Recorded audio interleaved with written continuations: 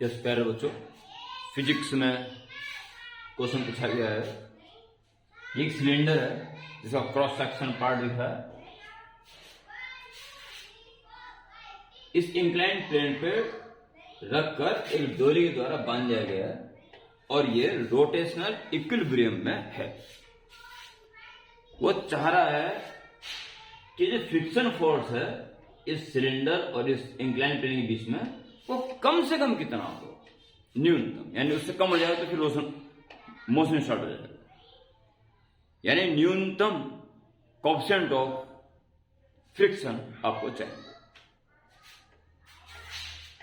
वो फोर्स जाहिर है ऐसे लगेगा और अगर ये म्यू कम से कम है तो म्यू है नहीं मैक्सिमम जाएगा। नॉर्मल रिएक्शन ये काम करेगी,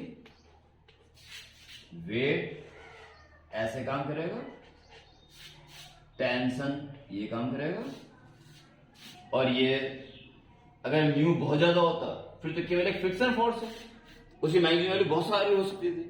परंतु अगर म्यू को न्यूनतम चाह रहा है तो म्यू एन ये हो चुकेगा। अगर म्यू न्यूनतम ना होता तो मैक्सिमम फोर्स म्यू एन बहुत ज्यादा होता, फिर उसका एक पार्टी काम करता है यहाँ पे, यानी म्यू को और कम किया जा सकता था। तो कह रहा म्यू को और कम कर दो, सबसे कम कर दो। तो म्यू अगर सबसे कम है तो फ्रिक्शन फोर्स मैक्सिमम हो चुका होगा। अब ये रोटेशन इक्विलिब्रियम में है, ना तो वेट दिया हुआ है ना टेंशन दिया हुआ है। तो रोटेशन इक्विलिब्रियम यानी कि नेट फोर्स जीरो नहीं, नेट टॉर्क जीरो होना चाहिए और एक्सिस वो लीजिए जिससे हमारी सारी समस्याएं दूर हो जाए। ध्यान देंगे तो इसको ऊपर उठाएंगे तो ये यहां मिलेगा और इस पॉइंट के अबाउट ए मान लीजिए। अगर आप नेट टॉर्क जीरो लेते हो, नेट टॉर्क तो जीरो ही होगा ना, चाहे किसी भी एक्सिस के अबाउट ले लें, तो ध्यान देने से क्या फायदा होंगे। एक तो टी का टॉर्क, टी से बनने वाला टॉर्क जीरो हो जाएगा और डब्ल्यू से बनने वाला टॉर्क जीरो हो जाएगा। ये दो बचेंगे बस। इसका काम होगा ऐसे घुमाना और इसका काम होगा ऐसे घुमाना, बस दो ही टॉर्क बचे और इसी संबंध में आगे बढ़ना। Net torque in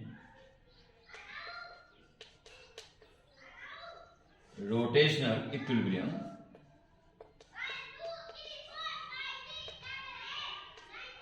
net torque about A should be zero. अब आप आराम से इसको देखिए, रेडियस इसकी आर मान लीजिए, दो ही force N multiply perpendicular distance. देखिए ये थीटा है तो ये भी थीटा होगा, क्योंकि अगर ये थीटा को जीरो कर दें तो ये नॉर्मल भी वर्टिकल आ जाएगा। अगर इसको हॉरिजॉन्टल से थीटा बैंड कर दिया तो उसका नॉर्मल हॉरिजॉन्टल से थीटा बैंड हो जाएगा, सिंपल। और ये आर, तो आर कॉस थीटा ये हो गया और आर साइन थीटा ये हो गया, यानी ए से एन पे perpendicular distance R sine theta is equal to, ये तो हो गया ऐसे घुमाने वाला टॉर्क और ऐसे घुमाने वाला टॉर्क म्यू है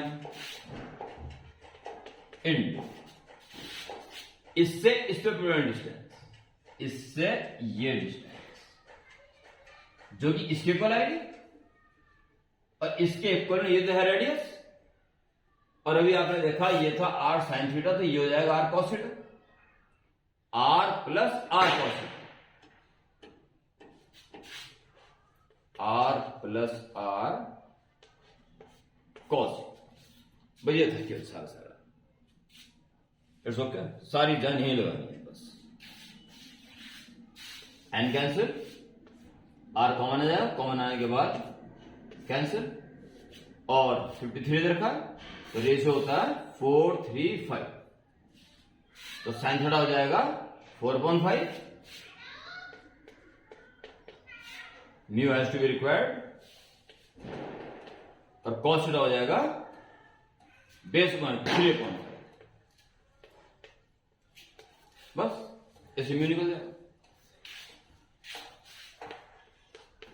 4/5 is equal to mu into 5 है 8/5, this cancel, mu is equal to 4/8 1.2 या 0.5, सिंपल। थोड़ा सा अगर लापरवाही हुई तो n और म्यू n की परपेंडिकुलर डिस्टेंस निकालने में दिक्कत आ सकती है, थोड़ा ध्यान देना इस बात पे। ओके।